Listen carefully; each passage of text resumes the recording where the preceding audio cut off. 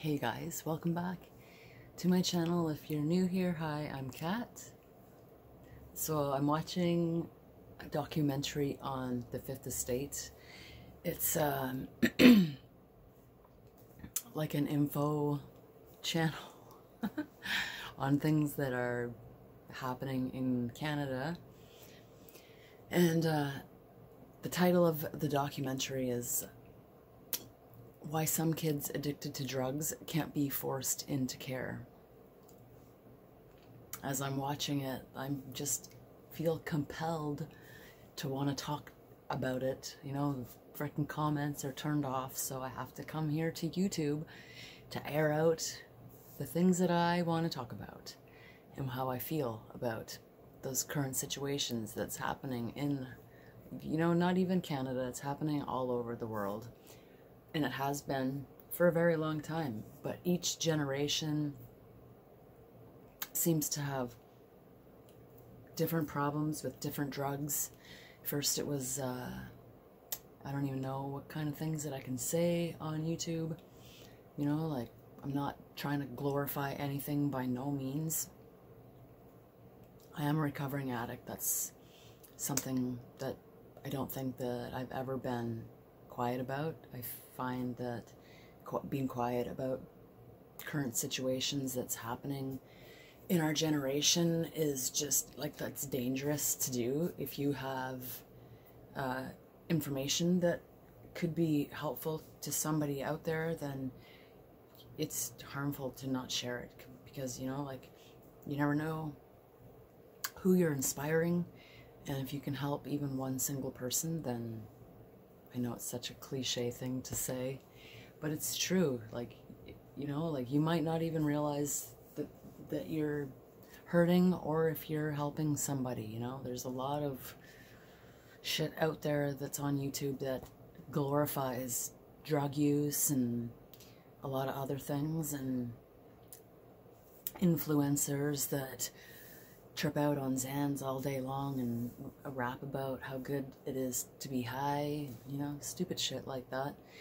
And it, you know, it's super crazy how different, we're all educated in different areas of life, you know, like, there's fucking doctors and drug dealers, and you just never know what area education you'll come into.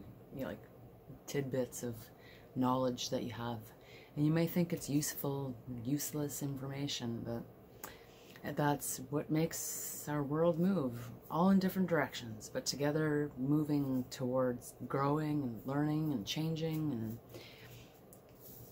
as I'm watching this documentary on the opioid crisis in Canada, you know, in BC last year, 172 people died just in the month of November. Like, I know it doesn't sound like a lot to people. It's a, you know, like a drop in the bucket. But to the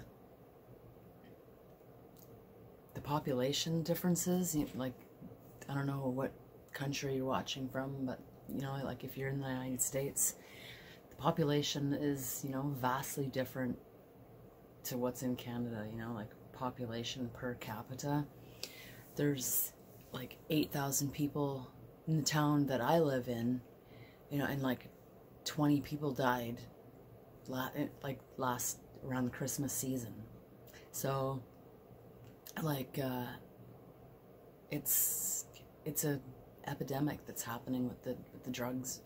It's not like it's like, I don't know the terminology that I could use on here, which is a shame, because you should be able to, like, I do understand at the same time, because you don't want to glorify drug use, and, you know, people can take things out of context and all sorts of other things. It's like a real pity, like, things that they let you glorify and the things that they don't want you to glorify, and it's so bizarre to me. I will link the episode of the Fifth Estate that I'm watching, because not everybody is educated on what your child is going through, and drug use, opioid use changes the chemistry in your brain. Like, it makes you stupid. Maybe not like stupid, but like it changes the chemistry. And like, once you are an addict of that magnitude, like, some people can say, oh, I'm an addict, and you're able to go back so easily to the lifestyle that you had before. But once your chemistry in your brain is changed, and like, you don't think about eating, and you don't think about taking care of your kids, you don't think about your hygiene or your teeth, and you know, like, the only thing that you care about waking up to going to bed whenever you do is like, where are you getting your next fix? Who am I gonna fuck over today? Where am I gonna, you know, like, some people are face pickers, and some people are nail biters and chewers, and some people play with their hair. You know, like, if you don't know the signs of an addict, because there's so many different, like, it's insane. Like, it's so easy to be able to manipulate somebody that's not a user or has no experience in the world of addiction. And that's when they say, like, the whole family suffers. Like, even if you're a friend,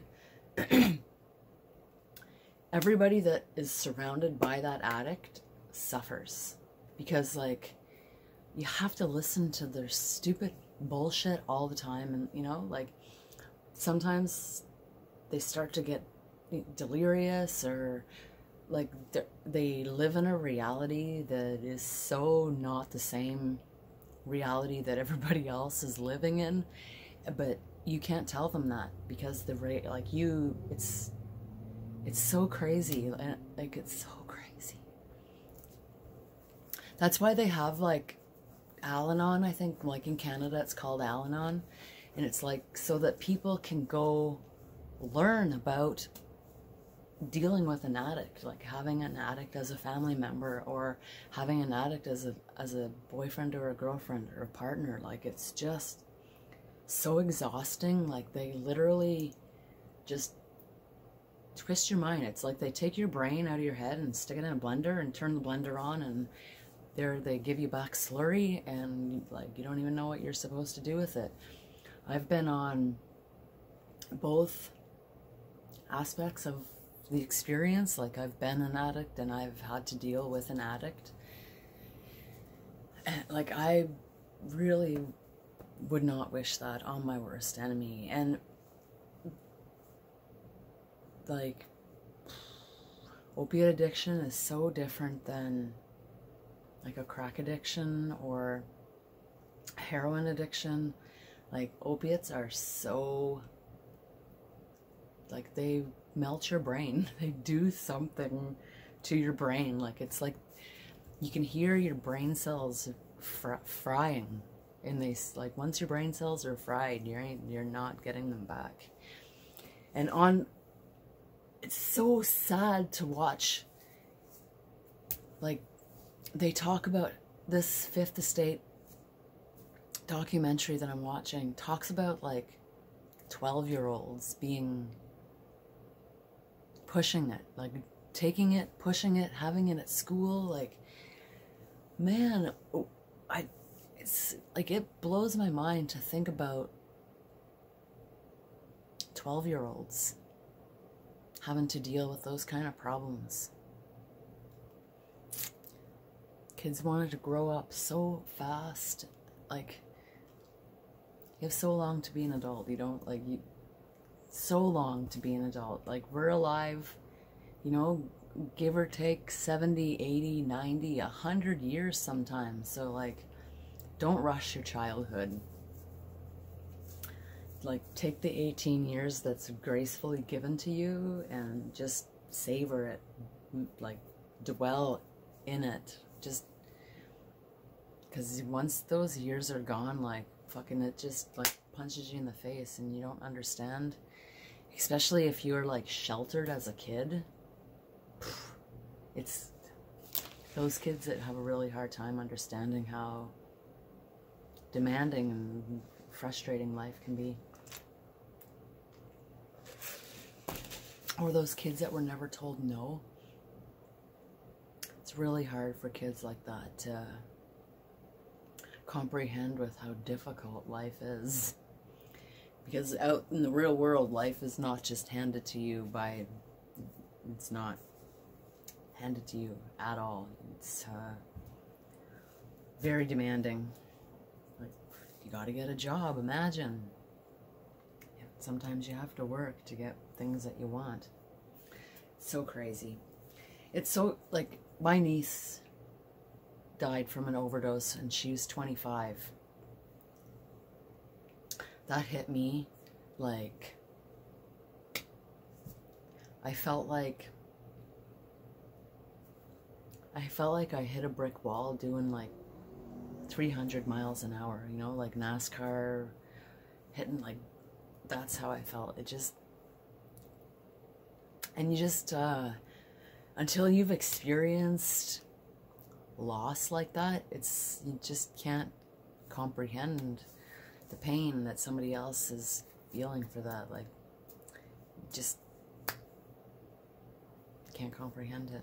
It's hard to have empathy for something that you can't comprehend with, you know? Like, you can be sorry for somebody, but and be dealing with an addict, until you've dealt with that in your own experience, like, you just can't comprehend with how somebody is going, what they're going through.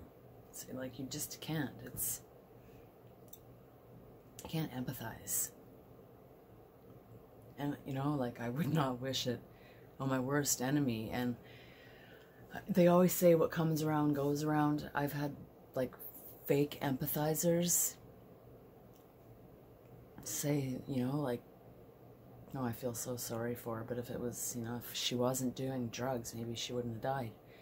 And then, you know, like, not even 6 months after that, the same people have someone equal as close die from the same thing.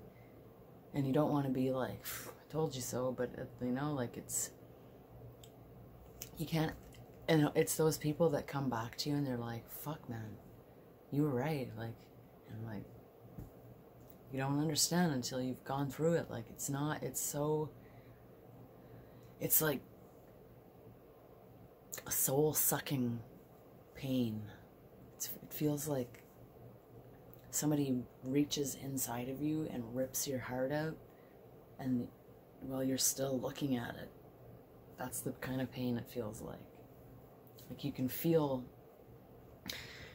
the air being sucked out of you, and you just, like, I've never heard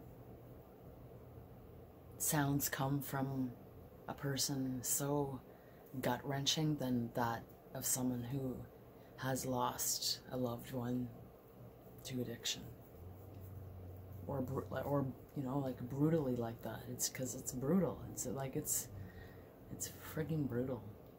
People will be like, don't say that, because you never know. And that's the terrible thing about it, because, like, you never know. It could be, you can get a call later on tonight, like, because you don't,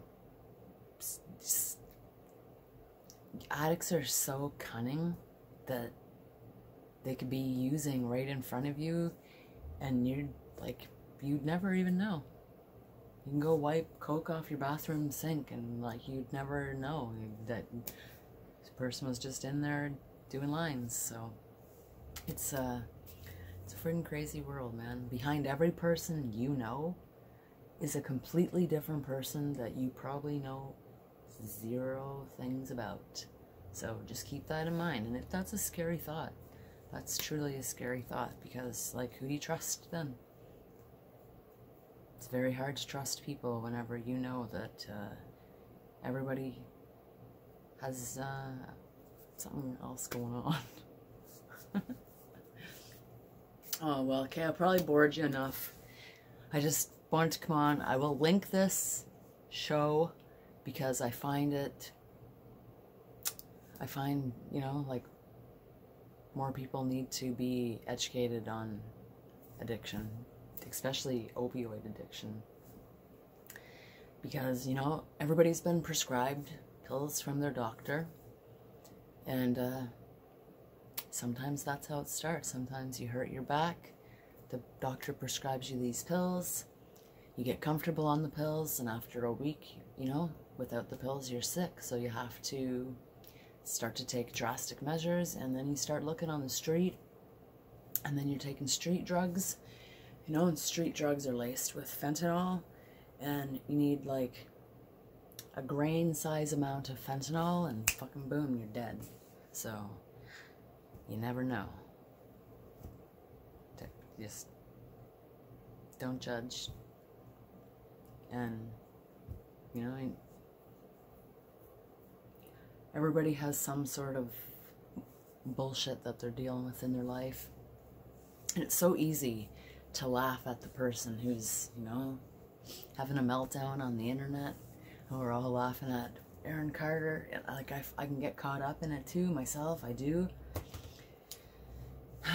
Because, you know, it's easier to look at somebody else's problems and think, man, what a fuck up they are. Look at how screwed up their life is. My life, I'm doing pretty good. I still have this and I have that, and I'm not showing my water heater off. People thinking that those are accolades. But, you know, like, we're all each dealing with our own shit.